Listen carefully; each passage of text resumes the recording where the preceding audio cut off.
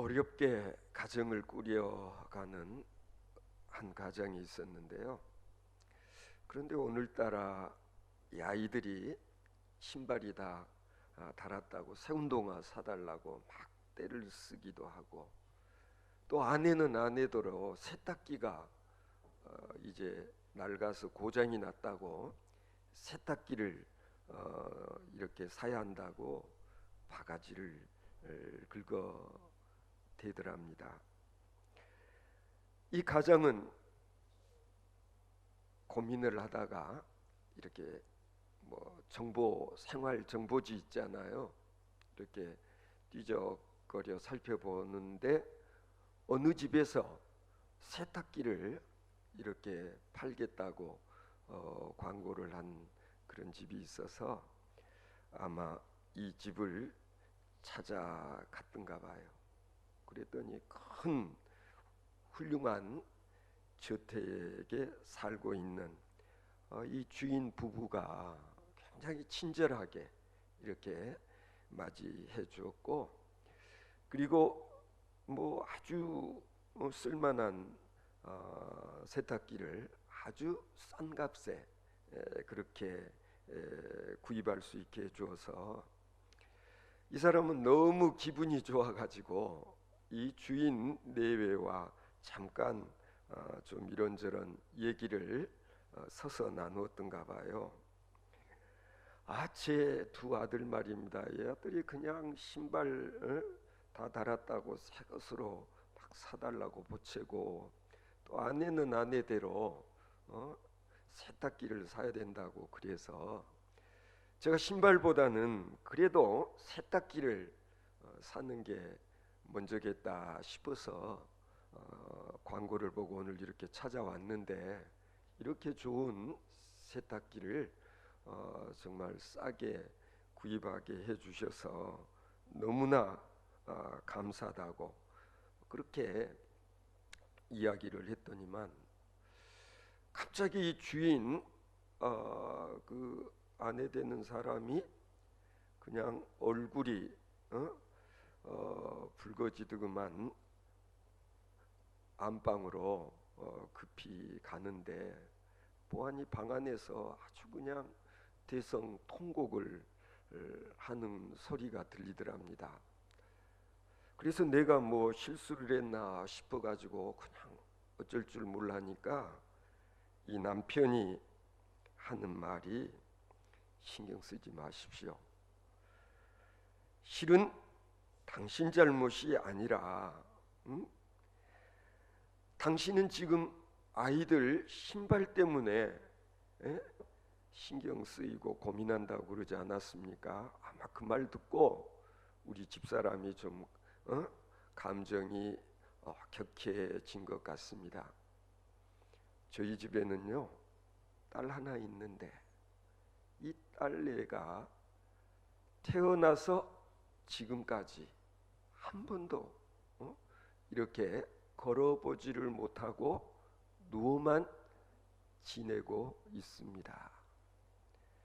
당신이 두 아들 신발 닳아서 그게 짜증이 나고, 그리고 그 일로 그냥 좀 고심을 했다는 말을 듣고 아마 우리 집사람은 우리 딸아이가 진짜 신발을 신고 한 번이라도 걸을 수 있었으면 하는 마음에서 아마 방에 들어가 좀 눈물을 흘리는 것 같은데 신경 쓰지 마십시오. 그렇게 이야기를 하더라는 것입니다. 여러분 어떻게 생각하십니까? 우리 아이들이 건강해서 신발이 해지도록 뛰어다닐 수 있다고 하는 일이, 이게 얼마나 큰 행복인지를 자기는 지금까지 한 번도 생각해 보지를 아니했다는 겁니다. 이 가정의 이야기를 듣고 나니 자신이 지금 행복한 고민을 하고 있구나라는 사실을 깨달아 알게 되었다고 하는 이 가장의 경험담. 성도 여러분, 이 가장은 그날 자신이 집으로 돌아오면서 가난한 자신이 얼마나 행복한 고민을 하고 사는지를 비로소 깨달아 알게 되었노라고 고백을 했다는데, 자기 집에 돌아와서 현관 앞에 놓여 있는 두 아들의 달아해진 이 신발을 쳐다보면서 그 신발이 사랑스럽고 그리고 귀하게 여겨지더라, 그렇게 이야기를 했다는데, 성도 여러분, 생각해 보면은요, 하나님께서는 우리들에게 모든 것을 참으로 공평하게 나누어 주셨다라는 사실에 대해서 여러분 어떻게 생각하십니까? 우리가 세상을 살아가면서 어느 것을 더 소중하게 생각하느냐에 따라서 행복할 수도 있고 때로는 불행할 수도 있다라는 사실에 대해서 여러분 생각해 보신 적이 있습니까? 여러분, 오늘 내 자신을 우울하게 하는 일들이 무엇이라고 생각하십니까? 여러분들을 기쁘게 하는 일들도 있을 것입니다. 여러분, 무엇 때문에 불행하다고 생각하십니까? 나는 남들보다 내가 행복하다고 생각하게 하는 것은 무엇입니까? 여러분, 무슨 일들로 근심하고 걱정하십니까? 아니, 무엇 때문에 두려워하십니까? 오늘 본문 말씀은 바울 사도가 옥중에 갇혀서 어쩌면 내가 여기서 살아나가지 못할 것 같은, 아니 어쩌면 순교를 당하지 않으면 안 될 것 같은 그런 분위기 속에서 에베소에 남아 교회를 돌보고 있는 디모데에게서 보낸 편지글이 바로 오늘 본문 내용인 것입니다. 오늘 본문 말씀 가운데는 바울 사도가 왜 하나님께 감사 기도를 드리는지, 그 이유를 디모데를 생각하는 그 마음에서 헤아릴 수가 있는 것입니다. 여러분 아시지 않습니까? 이 디모데는 헬라인 아버지와 그리고 유대인 어머니 사이에서 태어나서 외할머니 로이스와 그리고 어머니 유니게에서 제대로 유대 전통적인 그런 신앙 교육을 받고 자랐을 뿐만 아니라 비교적 좋은 그런 가문의 신앙적 배경에다가, 그리고 디모데에게는 나름대로의 목회자로서의 열정도 있었을 뿐만 아니라 바울 사도는 그런 디모데를 자기의 후계자로 그렇게 삼았을 뿐만 아니라, 우리가 바울 서신을 읽어보면 아니 디모데 후서 오늘 본문 앞절 2절을 보아도 사랑하는 아들 디모데에게 편지하노니 그렇게 적고 있지 않습니까? 정말 바울 사도는 디모데를 믿음의 아들로, 그리고 자신의 사역을 맡아줄 후계자로 그렇게 삼고 있었는데, 듣자 하니 디모데가 목회 현장에서 이런저런 일들로 힘들어한다는 그런 소문을 듣고 디모데를 격려하기 위해서 적어보낸 편지가 바로 디모데전서 그리고 디모데후서라는 이 편지 글들이거든요. 바울 사도는 지금 옥중에서 언제 처형될지 모르는 그런 분위기 속에서 디모데에게 이런 권면의 편지를 써 보냈던 것입니다. 여기 보면 당신이 역경 가운데서도 감사 기도하듯이 디모데 자네도 그렇게 되기를 바란다 라는 내용의 글인 것입니다. 오늘 본문 말씀 가운데서 가장 중요한 대목은 하나님께서 우리에게 주신 마음은 두려워하며 살라는 것이 아니라는 거예요. 하나님께서는 우리들에게 능력과 그리고 사랑과 그리고 근신하는 마음을 주셨다라는 사실을 지금 일깨워주고 있습니다. 사람들이 여러 가지 이유로 인해서 때로는 두려운 마음을 가지고 생활을 한다는 것을 바울 사도는 너무나 잘 알고 있었습니다. 여러분 그렇지 않습니까? 사실 너 나 할 것 없이 우리는 내 속에 이런저런 일들로 근심하고 걱정하고 염려하고 그리고 뭔가를 두려워하는 그런 마음들이 내 속에 있다는 것을 우리는 솔직히 고백하지 않을 수가 없습니다. 그러나 이런 것들은 하나님 아버지께서 바라시는 것이 아니라는 겁니다. 때로는 우리가 하나님 앞에 나올 때에도 우리 마음속에 이런저런 일들로 인해서 죄의식이 꿈틀거리는 것을 여러분 느끼지 않습니까? 우리 마음속에 죄의식이 없는 사람 없습니다. 지금 바울 사도는 바로 이런 점들을 상기시키고 있음을 알 수가 있습니다. 하나님께서는 우리들이 이런 마음가짐으로 이런 태도로 삶을 사는 것을 바라지 아니하신다. 그런 얘기를 지금 디모데에게 이렇게 들려주고 그리고 디모데를 권면하는 것입니다. 여러분 잘 알고 계시죠? 시편 기자는 이렇게 노래한 바가 있습니다. 여호와는 나의 힘이요 나의 구원이시니 내가 누구를 두려워하리요.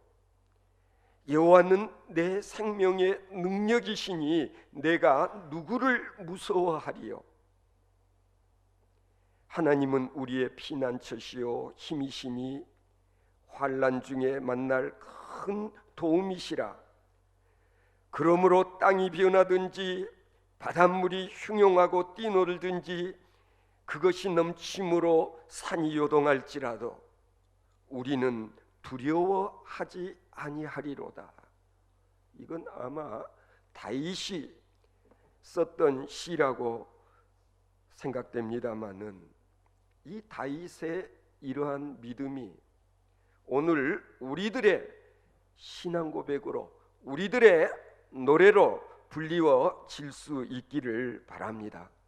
성도 여러분, 우리의 이성이 이렇게 거듭나고 그리고 우리의 생각이 이렇게 거듭나지 않으면은요, 우리는 두려움의 노예로 살 수밖에 없는 것입니다. 사도 바울은 우리가 아는 바와 마찬가지로 복음을 전하다가 그리고 지금은 옥에 갇히게 된 이런 일들이 혹이라도 당신의 후임자였던 디모데가 사도 바울이 옥에 갇혀 있는 것을 부끄럽게 생각한다든지, 아니면 이런 일들로 인하여서 두려워하는 그런 상태에 있지 않을까. 어쩌면 바울 사도는 이런 높아심에서, 이런 염려에서 지금 바울 사도가 디모데에게 위로하고 그리고 격려하는 그런 내용이 오늘 본문 말씀 가운데 소개되어지고 있는 것입니다. 저는 가끔 그런 생각할 때가 있습니다. 우리가 늘 전도를 해야 되는데, 전도하지 않으면 안 되는데 왜 전도를 못할까? 여러분, 냉정하게 한번 생각해 보십시오. 우리가 이 자리에서 우리 드림교회를 개척하고 그리고 이제 4년째 이렇게 보내고 있는데, 그동안 한 사람이라도 전도해 보셨느냐고요. 왜 전도를 못하는 것일까? 왜 지금도 예수 그리스도를 구주로 영접하지 못한 사람들이 우리 주변에 너무나 많이 있는데 왜 예수 믿으라고 전도를 못할까? 자신이 없는 것 아니에요. 아니, 요즘 이런 분위기에서 교회 나와라, 교회 갑시다, 아니면 전도하는 일이 왠지 부끄러워서 전도를 못하고 있는 것은 아닌지.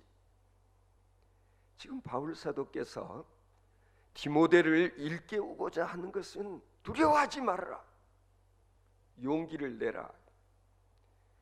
성도 여러분, 만일에 우리들의 마음속에 조금이라도 이런 염려, 이런 걱정, 내가 누군가에게 교회 나갑시다, 아니 예수 믿으세요 라는 이것이 내가 내 자신을 되돌아볼 때 자신이 없어서 부끄러워서 아직도 전도를 하고 있지 못하다고 한다면, 바울 사도가 디모데에게 보냈던 오늘의 이 편지글은 다름 아닌 사도께서 나에게, 우리에게 주시는 권면의 말씀으로 받아들일 수 있게 되기를 바랍니다.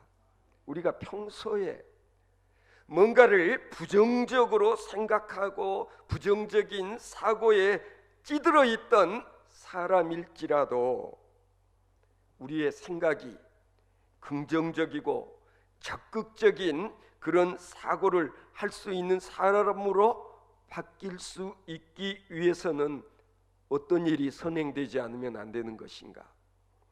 껄핏하면 원망하고 불평을 늘어놓았던 사람이 어느 날부터 보니까 완전히 다른 사람으로 변해진 것을 우리가 경험할 때가 있지 않습니까?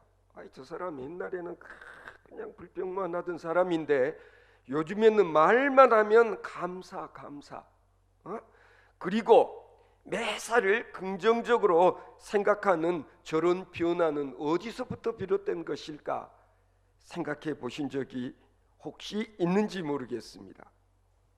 여러분, 이것은 우리가 하나님의 능력을 힘입어서 우리가 복음과 함께 고난을 받았던 우리 믿음의 선진들을 생각하면서 우리들이 그렇게 거듭나지 않으면 절대로 이런 일들은 불가능한 것이다 라는 걸 인정하지 않으면 안 되는 것입니다. 저는 언젠가 이런 간증을 들은 적이 있습니다. 꽃망울 같은 꿈을 안고 결혼을 했는데 이 결혼 첫날부터 남편이 직장 일이 이렇고 저렇고 그래서 그런다고 밤늦게 고주망태가 돼서 들어오는데 독수 공방으로 지새우다시피 했던 한 젊은 집사가 이런 이야기를 했어요. 결혼 10년째가 되어 갈 때까지 남편의 이 버릇이 고쳐지지를 않더라는 거예요. 도저히 더 이상은 못 살겠다. 그래서 이혼을 해야 되겠다라고 결심을 하고, 그러던 어느 날 직장 동료에게 자기의 고민을 털어놨다는 거예요. 동료가 기막힌 이런 사연을 듣고 나서 하는 말이, 그러지 말고 우리 점심시간 때마다 함께 감사의 기도를 한번 드려보자고 그렇게 제안을 하더랍니다. 그러면서 이야기하기를, 우리 교회 목사님이 무슨 일이나 감사를 드리면 하나님께서 감사드린 대로 되게 하신다고 우리 목사님이 그렇게 설교하신 것을 들은 적이 있다고, 그러면서 우리 점심 때마다 함께 좀 같이 한번 기도를 해보자고. 그래서 점심시간을 이용해서 함께 이제 감사의 기도를 드리게 되었는데, 아무리 생각해도 감사할 거리가 없어서 이렇게 기도했다는 거예요. 하나님, 우리 남편이 술중 의정뱅이인 것을 감사합니다.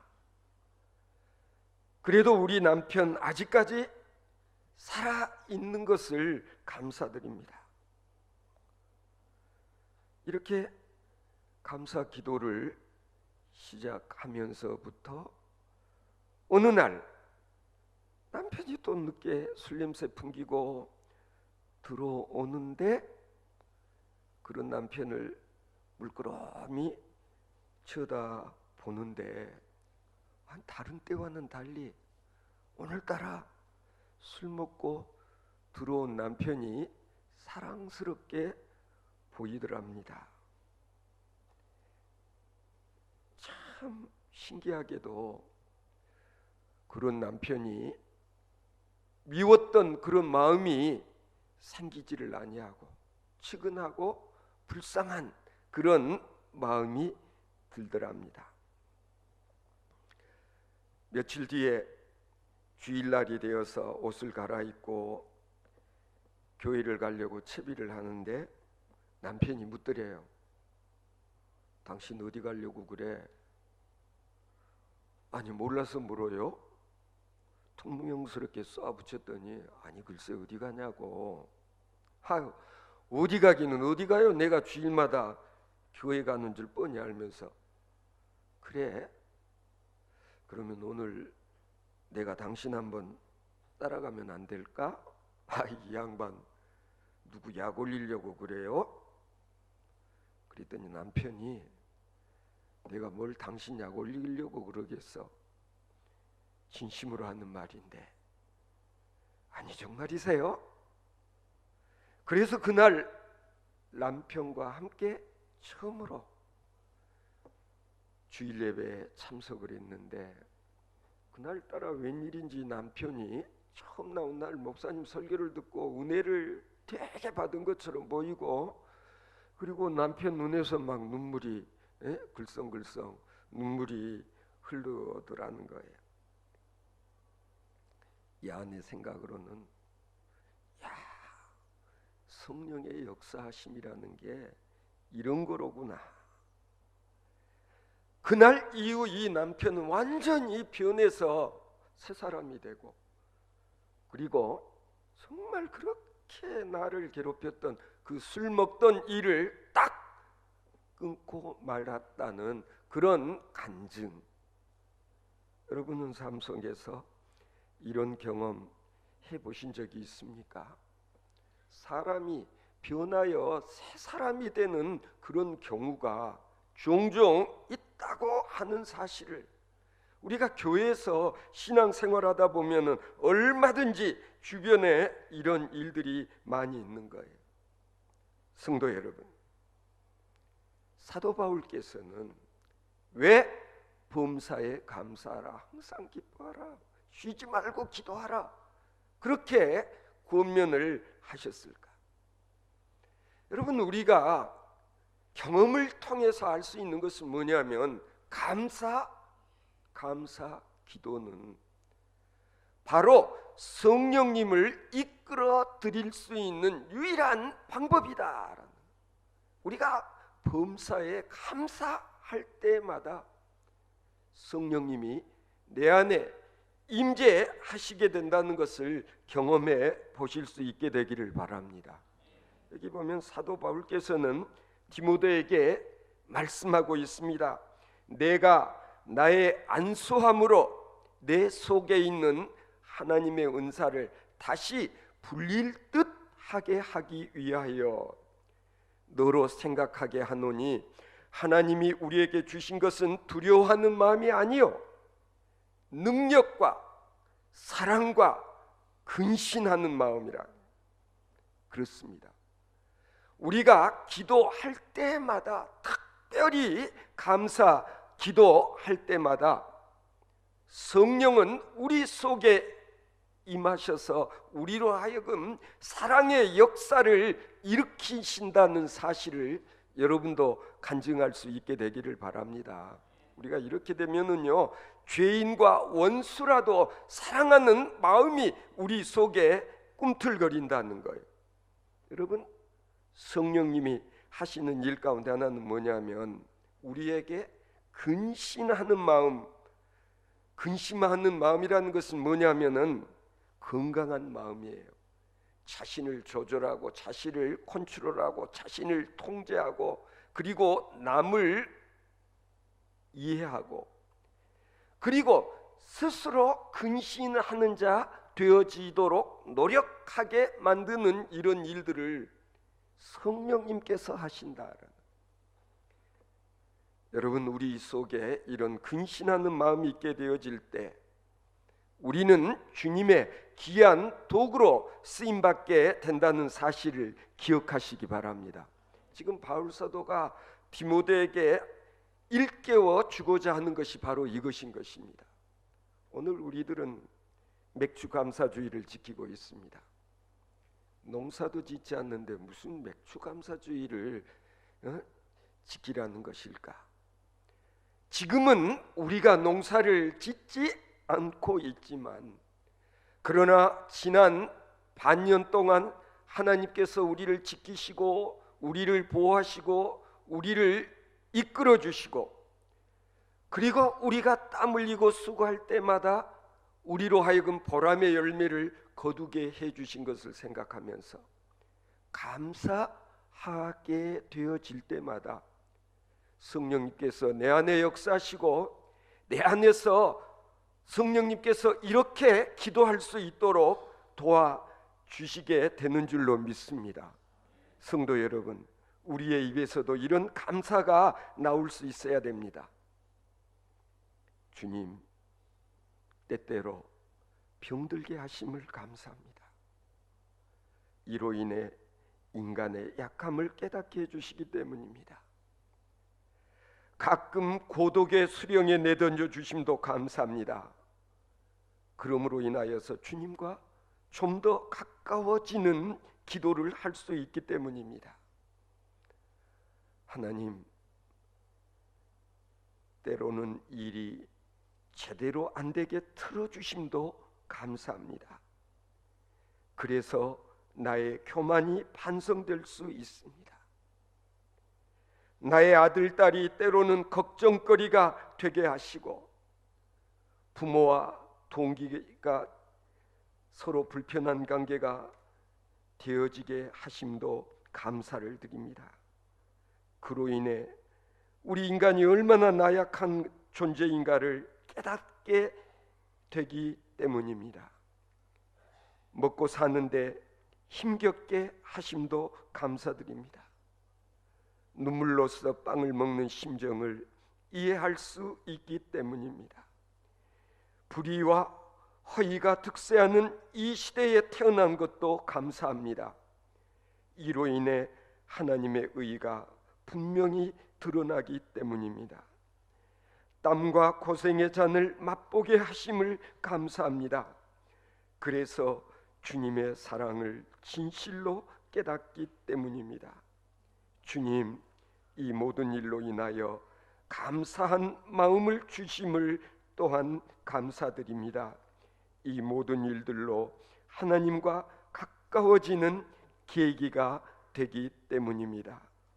하나님 아버지, 오늘 저희들이 맥주 감사주의를 지키며 지난 반년 동안 하나님께서 저희들에게 베풀어 주신 고맙고 감사한 일을 기억하며 이 시간도 마음에서 우러나오는, 아니 우리의 마음과 뜻과 정성을 모두어 하나님께 예물을 드릴 수 있게 하시니 감사를 드립니다.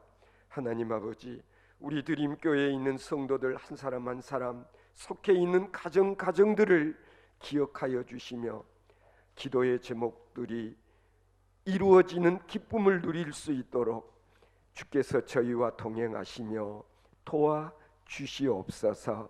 우리 주 예수 그리스도의 이름으로 기도하옵나이다. 아멘.